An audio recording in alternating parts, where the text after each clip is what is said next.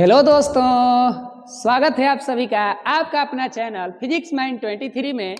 तो दोस्तों, आप सभी कैसे हैं? मैं उम्मीद करता हूं कि आप सभी मस्त होंगे। तो ये आज का हमारा जो वीडियो बनने वाला है ये है पवन ऊर्जा के बारे में। आज का जो हमारा ये वीडियो बनने वाला है किसके बारे में बनने वाला है? तो देखिए, हमारा ये टॉपिक है पवन ऊर्जा। कौन सी ऊर्जा की बात करने वाले हैं? पवन ऊर्जा, यानी इससे हम लोग अंग्रेजी में क्या कह सकते हैं? Wind energy. अब ये क्या है भाई, इसके बारे में चलते हैं जानने कि भाई पवन ऊर्जा किसे कहते हैं, इसका क्या लाभ है। इन सभी की जानकारियां हम इस वीडियो में समझते हैं। तो स्टार्ट किया जाए कि पवन ऊर्जा किसे कहते हैं। तो आइए सबसे पहले हम इसका डिफिनेशन देखते हैं कि पवन ऊर्जा क्या है। तो देखिए, कह रहा है तेज गति से। कौन गति से भाई? धीमी गति से कि तेज गति से? तो तेज गति से बहती हुई हवा, हवा कहें या वायु कहें, कोई टेंशन नहीं है, ठीक है। तो तेज गति से बहती हुई हवा को पवन कहते हैं। अभी तो पवन ऊर्जा के बारे में बात नहीं हो रही है, अभी पवन के बारे में बात हो रही है, क्योंकि इसके क्वेश्चन में क्या लिखा है? पवन।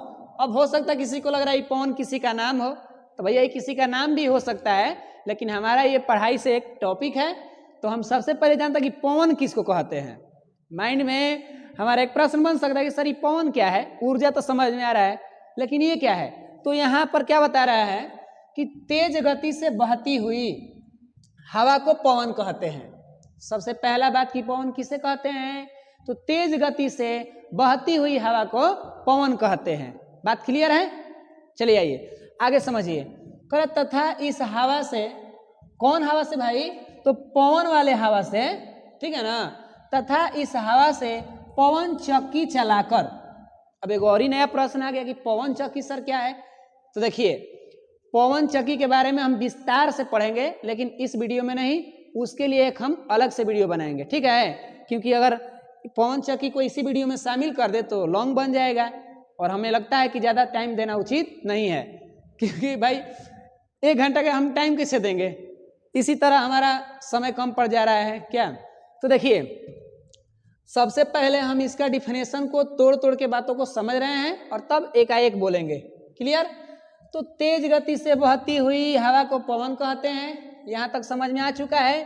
तथा इस हवा से पवन चक्की चलाकर, क्या चलाकर भाई? पवन चक्की चलाकर जो ऊर्जा प्राप्त करते हैं उसे पवन ऊर्जा कहते हैं।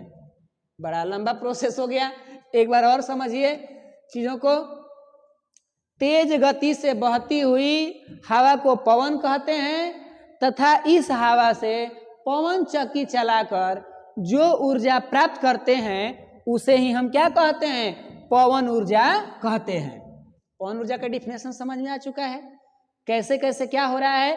तो ये डिफिनेशन में देख लीजिए भाई कि पवन चक्की चलाएंगे और पवन चक्की से हम क्या प्राप्त करेंगे? ऊर्जा। तो उसे हम क्या बोलेंगे? पवन ऊर्जा। अब सर ये कैसा होता है, क्या होता है? तो इसके बारे में हम समझेंगे। चलिए आगे हम एक चित्र देखते हैं और उसमें से समझते हैं कि क्या है भाई।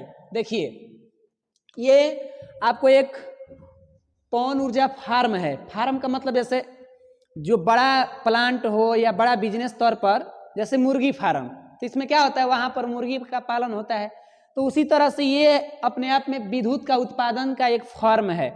यहाँ पर आपको ये दिख रहा होगा, ये पवन चक्की के लिए जो है वो चलाने वाला यही क्या करता है? इलेक्ट्रिक उत्पन्न करेगा। तो ऐसा बहुत सारा लगा हुआ है, देख रहे हैं लाइन से लगा हुआ है कि नहीं है?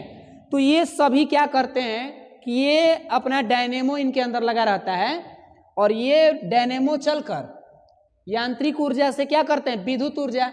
और आप देख रहे हैं कि यहाँ पर ये क्या लगे हैं? ट्रांसफार्मर लगे हुए हैं। ये ट्रांसफार्मर क्या करेंगे? ये दूर दूर तक ऊर्जाओं को क्या करेंगे? भेजने में मदद करेंगे। और इस तरीका से ये हमारा एक पवन ऊर्जा फार्म बन जाता है, और इन्हीं फार्मों से हमें इलेक्ट्रिक भी मिल जाती है। तो ये एक चित्र हमें प्रदर्शित कर रहा है पवन ऊर्जा फार्म का। और ये पवन ऊर्जा फार्म क्या है, हम लोग पवन चक्की पढ़ेंगे तो उसमें चीज़ों को समझ में आ जाएगा। और इसको क्या कहना क्या है? पवन ऊर्जा फार्म क्या है भाई? यहाँ पर इलेक्ट्रिक उत्पन्न होगा। कैसे होगा? तो यहाँ पर पवन चक्की चलाकर, यही तो बात है, इसमें नया जानने की क्या जरूरत है हमें। तो ये एक चित्र था जिससे हम समझ लिए कि इसी तरीका से हमारा क्या होगा? इलेक्ट्रिक का काम होता होगा, ठीक है। अब आगे बढ़ते हैं, थोड़ा सा पवन ऊर्जा पर बात करते हैं कि क्या है भाई पवन ऊर्जा।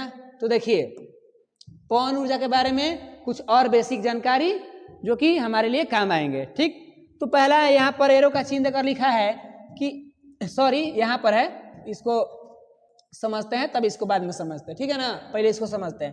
पवन ऊर्जा एक नवीकरणीय ऊर्जा स्रोत है। पवन ऊर्जा एक नवीकरणीय ऊर्जा स्रोत है। इसका मतलब तो इसका आप जानते ही हैं कि जिसका हम बार बार अपने जीवन में क्या कर सकते हैं, उपयोग कर सकें। अनवीकरणीय का मतलब कि जिसको एक बार उपयोग करें और दोबारा करने में काफी मुश्किलें हो, लाखों वर्ष लग जाएं, ये सब हम जानते थे। तो ये क्या कह रहा है कि पवन ऊर्जा एक नवीकरणीय ऊर्जा स्रोत है। भैया इसका मतलब कि हम बार बार इसका उपयोग कर लें, क्योंकि ये भाई हवा से उत्पन्न होता है और हवा तो जानबे करते हैं कि एक तरह से नवीकरणीय है। बात क्लियर है? तो ये एरो का चिन्ह देख लिए। हाँ, यहाँ पर एक बात बताई जा रही है विशेष तौर पर, उसे समझिए। कह रहा है कि इसका उपयोग पहली बार स्कॉटलैंड, कहाँ किया गया भैया? स्कॉटलैंड। ये आपको समझने में एक तरह से देश ही है जो कि इंग्लैंड के उत्तरी भाग में शायद है, ठीक है ना। तो स्कॉटलैंड में जुलाई 1887 में किया गया था। सबसे पहले यहाँ पर बताया जा रहा है कि स्कॉटलैंड में इसका उपयोग हुआ, और किस मामले में हुआ ये क्या कह रहा है? विद्युत ऊर्जा उत्पन्न करने में। ऐसे केवल यही देश नहीं है, ऐसे देश तो बहुत सारे हैं, डेनमार्क भी हैं, हॉलैंड भी हैं, वो लोग भी इसमें आगे हैं। लेकिन यहाँ पर क्या कह रहा है कि सबसे पहली बार 1887 में विद्युत ऊर्जा उत्पन्न करने में किया गया। तो हो सकता है कि इससे पहले कोई और किया होगा, दूसरे कार्यों के लिए किया होगा, लेकिन विद्युत ऊर्जा उत्पन्न करने के लिए कहाँ किया गया भाई? स्कॉटलैंड में। कितने ईस्वी में किया गया? तो 1887 में। तो हम उम्मीद कर रहे हैं कि आप इस बात को समझ रहे होंगे, और ये एग्जाम से संबंधित नहीं है, ये एक तरह से बेसिक नॉलेज के लिए है। तो अब क्या टेंशन है? हम तो जानबे करते भाई, टेंशन लेने को नहीं, टेंशन देने को। बात क्लियर है? तो आइए अब आगे बढ़ते हैं कि विद्युत ऊर्जा कैसे उत्पन्न हुआ। तो भैया इसके बारे में हम जानेंगे पवन चक्की के जब पढ़ेंगे तब, ठीक है। अब आइए हम जिस ऊर्जा को पढ़ रहे हैं उसका नाम क्या है भाई? पवन ऊर्जा। तो इस ऊर्जा के हमारे जीवन में क्या लाभ हैं? बिना फायदे के तो हम लोग पढ़ने वाले हैं नहीं। आपका फायदा एग्जाम के लिए और साइंटिस्ट का फायदा है इस संसार के लिए, ताकि लोगों को फायदा हो, यही ना। हर कोई अपने अपने लाभ के लिए कुछ ना कुछ मेहनत कर रहा है। चलिए तो आइए देखते हैं पवन ऊर्जा के क्या लाभ हैं। शुरू करें किसके बारे में? पवन ऊर्जा के बारे में। जरा दिमाग लगाइए कि पवन ऊर्जा किसे कहते हैं, बताइए। तो हमने पीछे अभी तुरंत पढ़ा कि जो गतिशील वायु है उस वायु से क्या करते हैं? पवन चक्की चलाते हैं, और पवन चक्की चलाकर जो ऊर्जा उत्पन्न करते हैं उसे हम क्या कहते हैं? पवन ऊर्जा, यानी वाइंड एनर्जी कहते हैं। तो ये सब रिवीजन के साथ साथ हम लोग आगे बढ़ते रहें, इना कि आगे वीडियो में बढ़ते जाएं, पीछे वाली बात को भूल जाएं, कैसे होगा। तो शुरू करें, क्या शुरू करना है? पवन ऊर्जा के लाभ। तो शुरू करें अंताक्षरी ले पवन ऊर्जा के लाभ। नाम मतलब नाम लेकर इसका, ठीक है ना। अब कहेंगे सर क्या हो रहा है ये सब, तो थोड़ा बहुत हो जाता है। तो आइए पहला फायदा कह रहा है कि यह प्रदूषण मुक्त ऊर्जा स्रोत है। वाह भाई वाह, प्रदूषण मुक्त जो हमें मिल जाए तो नो टेंशन, उसके लिए हमें कोई चिंता ही नहीं रहती है। तो कह रहा है कि यह प्रदूषण मुक्त ऊर्जा स्रोत है जो किसी भी प्रकार का धुआं और हानिकारक गैसें उत्पन्न नहीं करती। बात तो क्लियर हो चुका है। कह रहा है कि यह प्रदूषण मुक्त ऊर्जा स्रोत है, ये क्लियर है। और कह रहा है कि जो किसी भी प्रकार का, कौन से प्रकार का भाई? किसी भी प्रकार का धुआं तो समझते ही है, और हानिकारक गैस उत्पन्न नहीं करता। अब इससे अच्छा हमें क्या चाहिए? पहला फायदा समझ में आया क्या? हमें उम्मीद है कि पहला समझ में आ गया होगा। अब आइए दूसरा की तरफ समझते हैं। दूसरा क्या कह रहा है ये देखिए, हम पीछे भी लिख चुके हैं। एरो का चिन्ह देकर इस बात को हम लोग पीछे भी समझे कि नहीं समझे हैं। क्या कह रहा है? यह एक नवीकरणीय ऊर्जा स्रोत है। कौन नवीकरणीय ऊर्जा स्रोत है भाई? तो वही नवीकरणीय ऊर्जा स्रोत है जिसका नाम है पवन ऊर्जा। फायदा नंबर दूसरा कैसा लगा? समझ में आया ना? चलिए ये शुरू करते हैं। तीसरा फायदा क्या है? कह कि यह सस्ता होता है। वाह भाई वाह, सस्ता मिल जाए तब तो बातें अलग है ना। क्यों सस्ता होता है, एक बात दिमाग में रखिएगा, आगे चल के हम ऐसा एक बात को समझेंगे, वहां कहेंगे महंगा होता है, तो टेंशन मत बढ़े। करे यह सस्ता माने क्या, पवन ऊर्जा, पवन ऊर्जा क्या होता है, सस्ता होता है। अब कहेंगे कि सर क्यों कह रहे हैं कि इसको याद रखना है, आगे हम क्या ऐसा कहने वाले हैं उसको समझाएंगे, ठीक है ना। अभी थोड़ा समझ लीजिए क्या कह रहा है, क्योंकि पवन की उपलब्धता में कोई खर्च नहीं होता। इसका मतलब कि जो हवा चाहिए हमें उसको हम खरीद के नहीं लाते हैं कि हवा जी आइए और हमारे पवन चक्की को चलाइए। हम खरीदते नहीं, हम जगह चुनते हैं। पवन चक्की या पवन ऊर्जा फार्म को बैठाने के लिए क्या चुनते हैं, जगह चुनते हैं। तो कौन सा जगह भैया, जहां पर हवा पूरी तरह से बहता हो, तब है ना। तो बताइए हवा हम खरीदेंगे, नहीं ना खरीदेंगे। इसीलिए क्या कह रहा है, इस बात को पुनः समझिए। कह रहा कि यह सस्ता होता है, मस्त, चलिए भाई ठीक है। क्यों सस्ता होता है, क्योंकि पवन माने गतिशील हवा की उपलब्धता में कोई खर्च नहीं होती है। बात क्लियर है। तो भाई पवन को हम खरीदेंगे नहीं तो मस्त है। तो इस तरीका से हमें यहाँ पर कौ लाभ दिख गए, 3 लाभ दिखाई दे दिए। एक बार इसको रिवीजन कर दे क्या, अभी तो हम समझ रहे थे कबे से का कह दिए पता नहीं चल रहा है। एक बार संक्षिप्त में रिवीजन करते हैं, ठीक है। कहेंगे सर आप कितना चीज़ों को बोल देते हैं, इतना तोड़ के चीज़ों को, तो थोड़ा सा मेहनत तो लगेगा ही ना। आइए संक्षिप्त में बात करते हैं। कह रहा है कि यह प्रदूषण मुक्त ऊर्जा स्रोत है, ठीक, जो किसी भी प्रकार का धुआं और हानिकारक गैस उत्पन्न नहीं करती है, पहला लाभ। दूसरा, यह एक नवीकरणीय ऊर्जा स्रोत है, ये भी बात क्लियर। कह रहा है कि यह सस्ता होता है, यह क्या होता है भाई, सस्ता होता है। और क्यों सस्ता, क्योंकि पवन की उपलब्धता में कोई खर्च नहीं होती है। तो इस तरह से ये हमारे तीनों लाभ क्लियर, समाप्त। चलिए आगे बढ़ते हैं। हम उम्मीद कर रहे हो कि भाई आपको ये समझ में आ रहा होगा। थोड़ी सी मेहनत करिए, बिना मेहनत के कुछ होने वाले नहीं है, क्योंकि कर्म हमारे हिस्से में है, कर्म हम ही कर सकते हैं और फल पता ना किसके हाथ में है, जिसे हम ईश्वर कहें या प्रकृति कहें। लेकिन हम लोग केवल अपने आप में क्या कर सकते हैं, कर्म कर सकते हैं, और कर्मफल किसी और के हाथ में है। तो हम उस फल की चिंता क्यों करें भैया, अपने कर्म पर विश्वास रखें कि हमें कर्म अच्छा रहेंगे तो भैया मिलेगा, नहीं अच्छा रहेंगे तो नहीं मिलेगा, टेंशन क्यों लेना है। तो आइए शुरू करते हैं इसके लिमिटेशन के तरफ। क्या लिमिटेशन, पवन ऊर्जा की सीमाएं, आखिरकार कुछ इसकी दायरा है कि बिना दायरा के ही काम करता है। हम क्रिकेट खेलते हैं तो एक सीमा रेखा खींचते हैं कि इसके आगे जाएगा तो रन 6 रन 4 रन बनेगा, एक लिमिट पार देते हैं, पाई होता कि नहीं होता भाई। उसी तरह से कह रहा है कि पवन ऊर्जा की क्या सीमाएं हैं, या एक तरह से इसकी थोड़ी कमियां भी कह सकते हैं। इसकी सीमाएं एक तरह से इसकी कुछ कमियां भी दर्शा देती है, ठीक है। तो आइए शुरू करते हैं कि इसकी क्या सीमाएं हैं और क्या इसकी कमियां हैं। थोड़ा सा बड़ा कर दिया जाए। पहला, यही बातों को समझना है कि इसका लिमिटेशन क्या है, बहुत महत्वपूर्ण है। यहाँ से कह रहे कि पवन ऊर्जा फार्म हर जगह स्थापित नहीं किया जा सकता। लो, इस पर एगो आ गया ना प्रॉब्लम, क्या प्रॉब्लम आ गया, कह रहे पवन ऊर्जा फार्म हर जगह स्थापित नहीं किया जा सकता। काहे भैया, क्योंकि डायनेमो चलाने के लिए पवन का वेग कम से कम 15 किलोमीटर प्रति घंटा होना चाहिए। ये क्या हुआ, पवन ऊर्जा फार्म उन्हीं जगहों पे लगते हैं जिन जगहों पर हवा बहुत चलता हो, और 1-2 दिन हवा नहीं चलता हो, कम से कम सालों भर हवा चलता हो, तबे ना वहां पर। अब ऐसा ना हो कि 2 महीना हवा चले बाकी बंद। हवा मतलब चलेगा, लेकिन पवन तेज हवाएं की बात हो रही है, हवा ही रुक जाएगा तो आदमी की कहानी गुल हो जाएगा, ऐसा बात नहीं कर रहे हैं।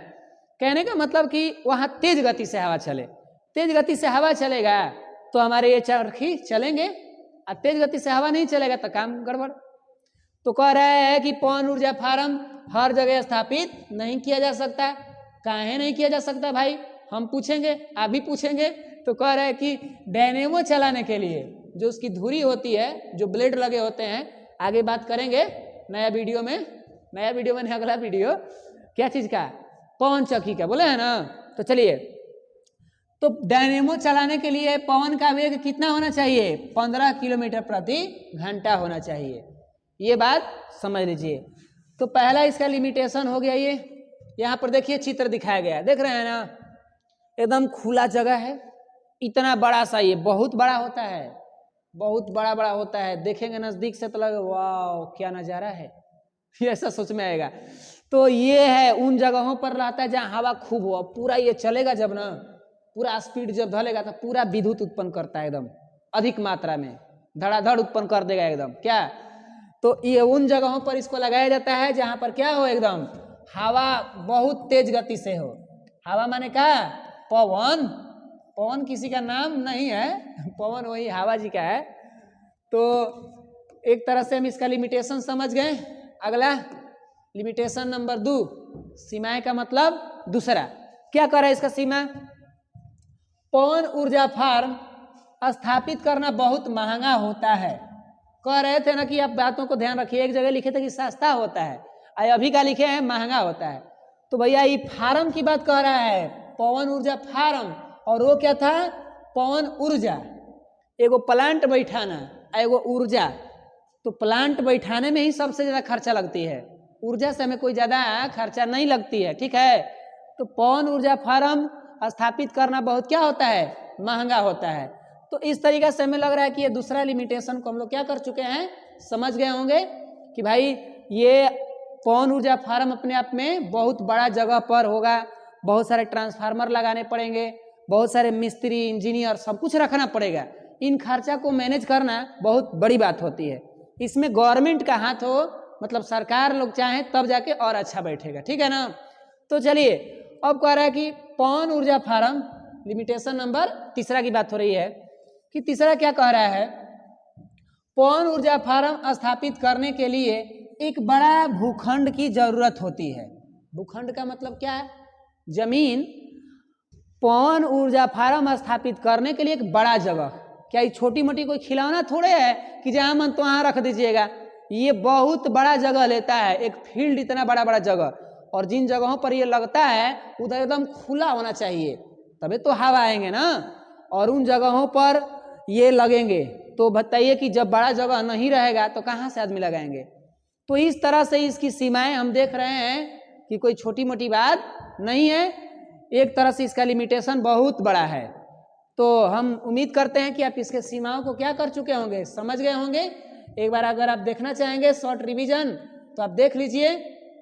पहला इसका कि पवन ऊर्जा फार्म हर जगह स्थापित नहीं किया जा सकता। क्यों नहीं, क्योंकि डायनेमो चलाने के लिए पवन का वेग 15 किलोमीटर प्रति घंटा होना चाहिए। ये हो चुका। अब आइए दूसरा लिमिटेशन, क्योंकि रिवीजन में ही डिवीजन है भैया, तो रिवीजन तो करना पड़ेगा ही पड़ेगा ना। तो टेंशन नहीं, रिवीजन कर लेते हैं थोड़ा सा, क्या दिक्कत है। पवन ऊर्जा फार्म स्थापित करना बहुत महंगा होता है, बात क्लियर। अगला, पवन ऊर्जा फार्म स्थापित करने में एक बड़ा विशाल जमीन की जरूरत होती है। तो इस तरीका से हमारा ये वीडियो क्या हो चुका, समाप्त हो गया। इसके बाद का जो हम वीडियो बनाएंगे वो है पवन चक्की पर, और उस वीडियो को भी समझेंगे तो और बेटर रहेगा। तो बस हम उम्मीद करते हैं कि आपको ये वीडियो समझ में आया होगा। तो आप वीडियो को लाइक सब्सक्राइब करते रहें, शेयर भी मारिए और कमेंट भी मारिए। तो ठीक है, तो मिलते हैं आपसे अगले वीडियो में। तब तक के लिए आप मस्त रहिए, स्वस्थ रहिए। जय हिंद, जय भारत।